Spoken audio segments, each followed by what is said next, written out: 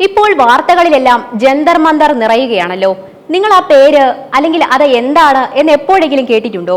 കുറച്ച് നാളുകളായി പത്രത്തിലും വാർത്താ ചാനലുകളിലും എന്തിന് മൊബൈൽ ഫോൺ തുറന്നാൽ അതിൽ ഇൻസ്റ്റാഗ്രാം, ഫേസ്ബുക്ക് അടക്കമുള്ള സകല സമൂഹ മാധ്യമങ്ങളിലും കത്തി നിൽക്കുകയാണ് ഡൽഹിയിലെ CJP, അതായത് കോക്രോച്ച് ജനതാ പാർട്ടിക്കാരുടെ പ്രതിഷേധം കനക്കുന്നു, ഡൽഹി കത്തുന്നു, മോദിക്കെതിരെ CJP തുടങ്ങി നല്ല യമണ്ടൻ തലക്കെട്ടുകളൊക്കെ കൊടുത്തുള്ള വാർത്തകൾ മിനിറ്റിന് പുറത്തു വന്നുകൊണ്ടിരിക്കുകയാണ്.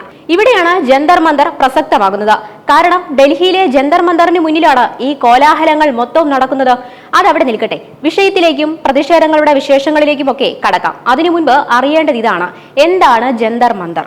ചരിത്രവും ശാസ്ത്രവും പരസ്പരം കൈകോർക്കുന്ന ഭാരതീയ വാസ്തുവിദ്യയുടെ ഏറ്റവും ഉജ്ജ്വലമായ ഒരു അധ്യായമാണ് ജന്തർ മന്തർ. നഗ്നനേത്രങ്ങൾ കൊണ്ട് ആകാശവിസ്മയങ്ങൾ നിരീക്ഷിക്കുന്നതിനായി കല്ലും മാർബിളും ഉപയോഗിച്ച് നിർമ്മിച്ച അതിവിശാലമായ ജ്യോതിശാസ്ത്ര നിരീക്ഷണാലയങ്ങളുടെ ഒരു സമുച്ചയം. 18-ാം നൂറ്റാണ്ടിന്റെ തുടക്കത്തിൽ ജയ്പൂരിലെ ഭരണാധികാരിയായിരുന്ന മഹാരാജ സവായ് ജയ്സിംഗ് രണ്ടാമനാണ് ഭാരതത്തിൽ 5 ഇടങ്ങളിൽ ഈ അത്ഭുത നിർമ്മിതികൾ സ്ഥാപിച്ചത്.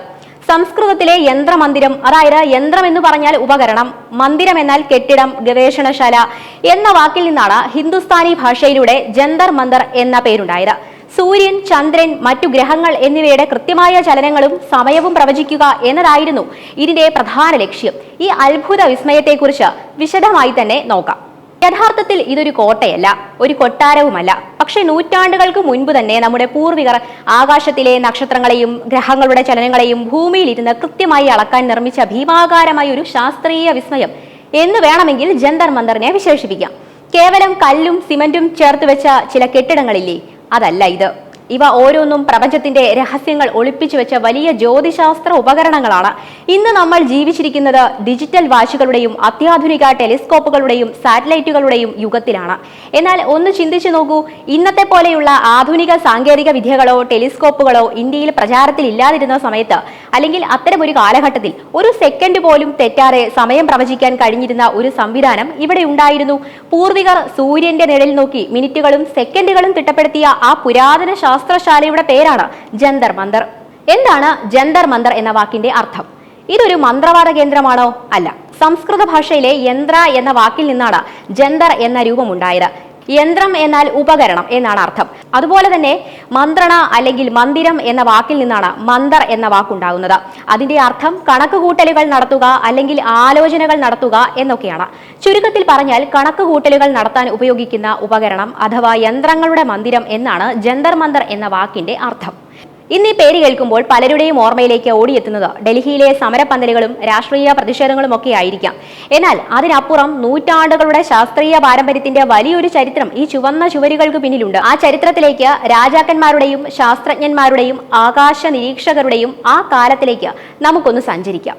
ജന്തർ മന്തറിന്റെ ചരിത്രം ആരംഭിക്കുന്നത് 18-ാം നൂറ്റാണ്ടിന്റെ തുടക്കത്തിലാണ്. ഇന്ത്യയുടെ ചരിത്രത്തിൽ ഏറെ രാഷ്ട്രീയ അസ്ഥിരതകൾ നിറഞ്ഞ ഒരു കാലമായിരുന്നു അത്. വലിയ മുഗൾ ചക്രവർത്തിയായിരുന്ന ഔറംഗസീബിന്റെ മരണത്തിന് ശേഷം മുഗൾ സാമ്രാജ്യം തകർച്ച നേരിട്ടുകൊണ്ടിരിക്കുന്ന സമയം. ആ സമയത്താണ് രജപുത്ര സംസ്ഥാനമായ ആംബറിന്റെ പിന്നീട് ജയ്പൂർ നഗരത്തിന്റെ സ്ഥാപകനായ മഹാരാജ സവായ് ജയ്സിംഗ് രണ്ടാമൻ ചരിത്രത്തിന്റെ മുൻനിരയിലേക്ക് വരുന്നത്. വെറുമൊരു ഭരണാധികാരി മാത്രമായിരുന്നില്ല സവായ് ജയ്സിംഗ് രണ്ടാമൻ. അദ്ദേഹം അസാധാരണനായ ഒരു ഗണിതശാസ്ത്രജ്ഞനായിരുന്നു, മികച്ചൊരു ജ്യോതിശാസ്ത്രജ്ഞനായിരുന്നു, ഒരു മികച്ച നഗരാസൂത്രകനും കൂടിയായിരുന്നു.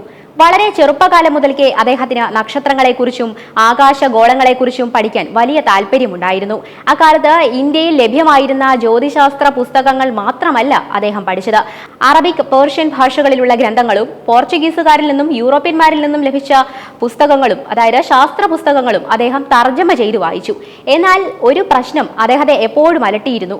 അക്കാലത്ത് ഇന്ത്യയിൽ നിലവിലുണ്ടായിരുന്ന കലണ്ടറുകളും ജ്യോതിശാസ്ത്ര പട്ടികകളും അത്ര കൃത്യമായിരുന്നില്ല. ഗ്രഹങ്ങളുടെ യഥാർത്ഥ സ്ഥാനവും കലണ്ടറുകളിലെ കണക്കുകളും തമ്മിൽ വലിയ വ്യത്യാസമുണ്ടായിരുന്നു. ജ്യോതിഷ പ്രവചനങ്ങൾ നടത്തുമ്പോഴും ഗ്രഹണങ്ങളുടെ സമയം കണക്കാക്കുമ്പോഴും ഉത്സവങ്ങളുടെ തീയതി നിശ്ചയിക്കുമ്പോഴും പഴയ കണക്കുകൾ പിഴച്ചുപോയി. ഹിന്ദു ജ്യോതിഷികളും മുസ്ലിം ജ്യോതിഷികളും തമ്മിൽ ആകാശ പ്രതിഭാസങ്ങളുടെ സമയത്തെ ചൊല്ലി വലിയ തർക്കങ്ങളും അക്കാലത്ത് നിലനിന്നിരുന്നു.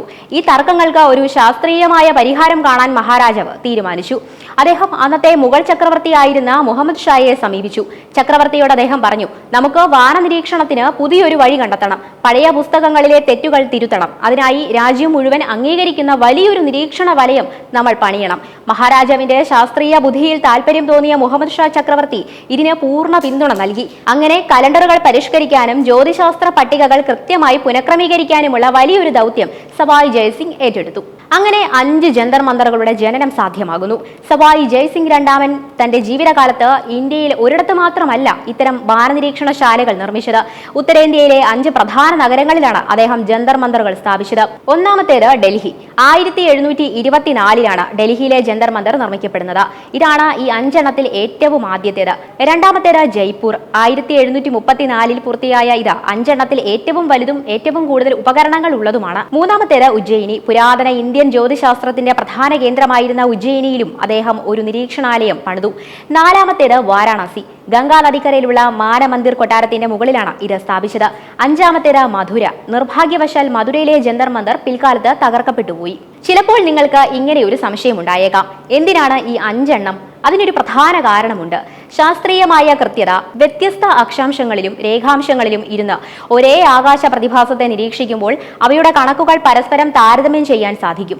ഒരു സ്ഥലത്തെ കണക്കിൽ ചെറിയൊരു പിഴവുണ്ടായാൽ പോലും മറ്റൊരു സ്ഥലത്തെ നിരീക്ഷണം വഴി അത് തിരുത്താം. കൃത്യതയോടെയുള്ള ഈ ശാസ്ത്രീയമായ വാശി തന്നെയാണ് സവായ് ജയ്സിംഗിനെ ഒരു സാധാരണ രാജാവിൽ നിന്ന് ഒരു ശാസ്ത്ര പ്രതിഭയായി മാറ്റുന്നത്. ഇതിനായി പ്രയോജനപ്പെടുത്തിയ വാസ്തുവിദ്യയെയും ഉപകരണങ്ങളെയും കുറിച്ച് അറിയണ്ടേ? കല്ലിലെ അത്ഭുതങ്ങൾ. ലോഹങ്ങൾ കൊണ്ടുള്ള ചെറിയ ഉപകരണങ്ങൾക്ക് പകരം ഭീമാകാരമായ കല്ലുകളും മാർബിളുകളും കൊണ്ടാണ് ഈ ഉപകരണങ്ങൾ നിർമ്മിച്ചിരിക്കുന്നത്. എന്തുകൊണ്ടായിരിക്കാം ലോഹങ്ങൾക്ക് പകരം കല്ലുകൾ ഉപയോഗിച്ചത്? ലോഹങ്ങൾ കാലക്രമേണ ചൂട് തട്ടി വികസിക്കുകയോ തണുപ്പത്ത് ചുരുങ്ങുകയോ ചെയ്യാം. കാറ്റിലും മഴയിലും അവയുടെ ആകൃതി മാറാം. അത് കണക്കുകൂട്ടലുകളിൽ വലിയ തെറ്റുകൾ വരുത്തും. എന്നാൽ വലിയ കല്ലുകൾക്ക് ഈ പ്രശ്നമില്ല. ഇവിടെയുള്ള ഉപകരണങ്ങളിൽ ഏറ്റവും പ്രധാനപ്പെട്ടത് സാമ്രാട്ട് യന്ത്രം ആണ്. പേര് സൂചിപ്പിക്കുന്നത് പോലെ ഇത് യന്ത്രങ്ങളുടെ രാജാവാണ്. ഡൽഹിയിലും ജയ്പൂരിലും ഈ ഭീമൻ സൂര്യഘടികാരം നമുക്ക് കാണാൻ സാധിക്കും. ജയ്പൂരിലെ സാമ്രാട്ട് യന്ത്രത്തിന് ഏകദേശം 88 അടി ഉയരമുണ്ട്. ഇത് ലോകത്തിലെ ഏറ്റവും വലിയ കല്ലുകൊണ്ടുള്ള സൂര്യഘടികാരമാണ്. ഈ ഉപകരണത്തിന്റെ നിഴൽ വീഴുന്നത് നോക്കി പ്രാദേശിക സമയം വെറും 2 സെക്കൻഡിന്റെ കൃത്യതയോടെ കണക്കാക്കാൻ സാധിക്കും. ഇന്നും ഈ ഘടനയുടെ നിഴൽ നീങ്ങുന്നത് നഗ്നനേത്രങ്ങൾ കൊണ്ട് കാണാൻ സാധിക്കും. അടുത്തതാണ് മിശ്രയന്ത്രം. ഇത് ഡൽഹിയിലെ ജന്തർ മന്ദറിൽ മാത്രം കാണുന്ന സവിശേഷമായ ഒന്നാണ്. 5 വ്യത്യസ്ത ഉപകരണങ്ങൾ ഒന്നിപ്പിച്ചു ചേർത്ത രൂപമാണിത്. വർഷത്തിലെ ഏറ്റവും വലിയ ദിവസവും ഏറ്റവും ചെറിയ ദിവസവും കണക്കാക്കാൻ ഇതിന് കഴിയുമായിരുന്നു.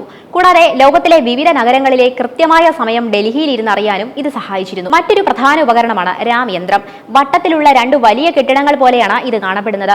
ആകാശത്തിലെ നക്ഷത്രങ്ങളുടെയും ഗ്രഹങ്ങളുടെയും ഉയരവും ദിശയും അളക്കാൻ ഇത് ഉപയോഗിച്ചിരുന്നു. അതുപോലെ ഭൂമിയുടെ പകുതി മുറിച്ചു വെച്ചതുപോലെയുള്ള ജയ്പ്രകാശ് യന്ത്രം. ഇത് ആകാശത്തിന്റെ ഒരു പ്രതിബിംബം പോലെയാണ് പ്രവർത്തിച്ചിരുന്നത്.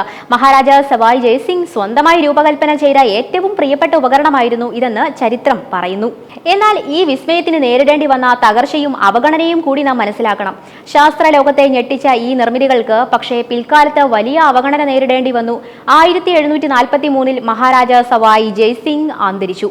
അദ്ദേഹത്തിന്റെ മരണത്തോടെ ഈ വാനനിരീക്ഷണാലയങ്ങളുടെ സുവർണകാലവും അവസാനിച്ചു. അദ്ദേഹത്തിന് ശേഷം വന്ന ഭരണാധികാരികൾക്ക് ശാസ്ത്രത്തിൽ അത്ര വലിയ താല്പര്യമൊന്നുമില്ലായിരുന്നു. മാത്രമല്ല ഇന്ത്യയിൽ ബ്രിട്ടീഷ് ഭരണം ശക്തി പ്രാപിച്ചതോടെ ഈ ശാസ്ത്ര സ്മാരകങ്ങൾ പൂർണ്ണമായും അവഗണിക്കപ്പെട്ടു. 1857 ഒന്നാം സ്വാതന്ത്ര്യ സമരത്തിന്റെ സമയത്ത് ഡൽഹിയിലെ ജന്തർ മന്ദറിന് വലിയ കേടുപാടുകൾ സംഭവിച്ചു. കെട്ടിടങ്ങൾ പലതും തകർന്നു. മധുരയിലെ ജന്തർ മന്ദർ ആകട്ടെ ബ്രിട്ടീഷുകാർ പൂർണ്ണമായും പൊളിച്ചു നീക്കുകയും ചെയ്തു. അവിടുത്തെ സാമഗ്രികൾ വിറ്റുകളയുകയും കെട്ടിടങ്ങൾ പലതും തകർന്നു. മധുരയിലെ ജന്തർ മന്ദർ ആകട്ടെ ബ്രിട്ടീഷുകാർ പൂർണ്ണമായും പൊളിച്ചു നീക്കുകയും അവിടുത്തെ സാമഗ്രികൾ വിറ്റുകളയുകയും ചെയ്തു. അങ്ങനെ ഭാരതത്തിന്റെ അഭിമാനമായിരുന്ന ഒരു ശാസ്ത്ര കേന്ദ്രം വെറും തരിശുഭൂമിയായി മാറി. എന്നാൽ 20-ാം നൂറ്റാണ്ടിന്റെ തുടക്കത്തിൽ പ്രത്യേകിച്ച് ജയ്പൂർ രാജാക്കന്മാരുടെ ശ്രമഫലമായും പിന്നീട് പുരാവസ്തു വകുപ്പിന്റെ ഇടപെടലുകളിലൂടെയും ഇവ ഭാഗികമായി പുനരുദ്ധരിക്കപ്പെട്ടു. ഇന്ന് ജയ്പൂരിലെ ജന്തർ മന്ദറിനെ യുനെസ്കോ ഒരു ലോക പൈതൃക കേന്ദ്രമായി പ്രഖ്യാപിച്ചിട്ടുണ്ട്. ലോകത്തിലെ ഏറ്റവും മികച്ച രീതിയിൽ സംരക്ഷിക്കപ്പെട്ടിട്ടുള്ള പുരാതന നിരീക്ഷണ വലയങ്ങളിൽ ഒന്നാണിത്. എന്നാൽ ജന്തർ മന്ദർ ഇന്ന് ജന്തർ മന്ദർ എന്ന് കേൾക്കുമ്പോൾ പ്രത്യേകിച്ച് ഡൽഹിയിലെ നമ്മുടെ മനസ്സിലേക്ക് ഓടിയെത്തുന്ന കലാപകലുഷിതമായ ഒരു അന്തരീക്ഷത്തിൽ നിന്നുകൊണ്ട് വീർപ്പുമുട്ടുന്ന ഒന്നായാണ്. ഇന്നിപ്പോൾ അത് പ്രതിഷേധങ്ങളുടെയും ധർണകളുടെയും വേദിയാണ്. ഒരു കാലത്ത് ആകാശത്തിലെ നക്ഷത്രങ്ങളെ നോക്കാൻ ഉപയോഗിച്ചിരുന്ന ഈ സ്ഥലം എങ്ങനെയാണ് ഇന്ത്യയുടെ ജനാധിപത്യത്തിന്റെ പ്രതിഷേധ ശബ്ദങ്ങൾ ഉയരുന്ന കേന്ദ്രമായി മാറിയത്? എന്തിനാണ് അല്ലെങ്കിൽ എന്ത് കാര്യത്തിനാണ് പ്രതിഷേധിക്കുന്നത് എന്നുപോലും അറിയാത്തവരാണ് രാജ്യ തലസ്ഥാനത്തെ സംഘർഷഭൂമിയാക്കുന്നത് എന്നതാണ് രസം. ഉന്തിന്റെ കൂടെ ഒരു തള്ള് എന്ന് പറയും പോലെയാണ് ഡൽഹിയിലെ അവസ്ഥ. 1990-കൾ വരെ ഡൽഹിയിലെ വലിയ പ്രതിഷേധങ്ങൾ നടന്നിരുന്നത് ഇന്ത്യ ഗേറ്റിന് സമീപമുള്ള ബോട്ട് ക്ലബ് മൈതാനത്തായിരുന്നു. എന്നാൽ ലക്ഷക്കണക്കിന് ആളുകൾ ഒത്തുകൂടുന്നത് വഴി അവിടുത്തെ ഗതാഗതവും ഭരണ സംവിധാനങ്ങളും പൂർണ്ണമായി തടസ്സപ്പെടാൻ കാരണമായി. മഹേന്ദ്ര സിംഗ് ടിക്കായത്തിന്റെ നേതൃത്വത്തിൽ കർഷകർ ചേർന്ന് നടത്തിയ മാർച്ചിന് ശേഷം ഈ ഇടം സമരവേദിയാക്കേണ്ട എന്ന തീരുമാനത്തിലേക്ക് എത്തുന്നു. എന്നാൽ ഇന്ന് വീണ്ടും പാറ്റകൾ ഈ വാസ്തുവിദ്യാ വിസ്മയത്തിന്റെ നെറുകിൽ കയറി നിൽക്കുകയാണ്. പ്രതിഷേധിക്കാം, ജനാധിപത്യ രാജ്യമല്ലേ ഇന്ത്യ. എന്നാൽ ആ പ്രതിഷേധിക്കുന്നതിനുള്ള കാരണം അറിഞ്ഞുകൊണ്ട് പ്രതിഷേധിക്കുക.